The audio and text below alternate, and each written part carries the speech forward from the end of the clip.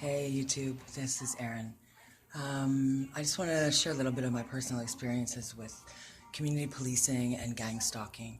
For 2 years now, I've been on a list. I still don't know how or what happened that got me on the list, but I've just experienced like 2 years, practically 2 years almost, of gang stalking, community policing, and harassment by several underground groups.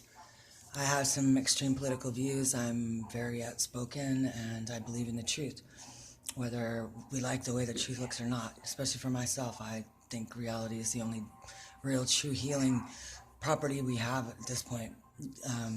George Orwell has a quote that says, "During a time of universal deceit, the truth at very self is a revolution." And I don't really want to start a revolution. I just want to get people out in the open where we can see them. Because I've dealt with a lot of like shady characters in this whole experience, and they're making my life a living hell. They're isolating me from my family. They're isolating me from my friends. They have mobbed me in every place that I've been over the past 2 weeks. I walk into a store, there's already people in there. There's parkers, there's lookers, there's lurkers, there's the couples distracting, creating fights, the street theater that goes on all the time.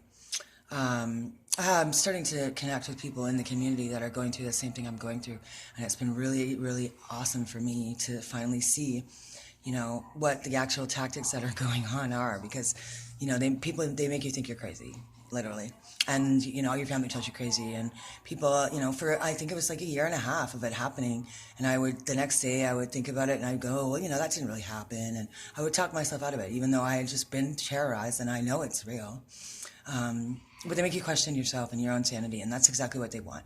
They're hoping to have you display enough characteristics of a mental illness that you have to get picked up, and they can give you a diagnosis of a mental illness that you can no longer care for yourself, and that's when they can take over control of what you're doing and put you in a hole where you'll have to live and suffer for the rest of your life. After you've watched your whole family disappear, you've watched all your friends disappear, you've been threatened, you've been followed, you've been bullied, literally, into freaking, it's domestic terrorism is what it is. And I don't know what these people think they're doing. I think, someone must go around and tell them that people in the community are bad and that they're surveilling them for whatever reason, or they might pretend to be cops, I don't know. But I just know that when you go into the stores, all the staff are in on it and everyone that's in on it. And I never had gang stalking in my hometown. I've had it in 6 other places. I've been run out of 5 different towns in Ontario, and Vancouver.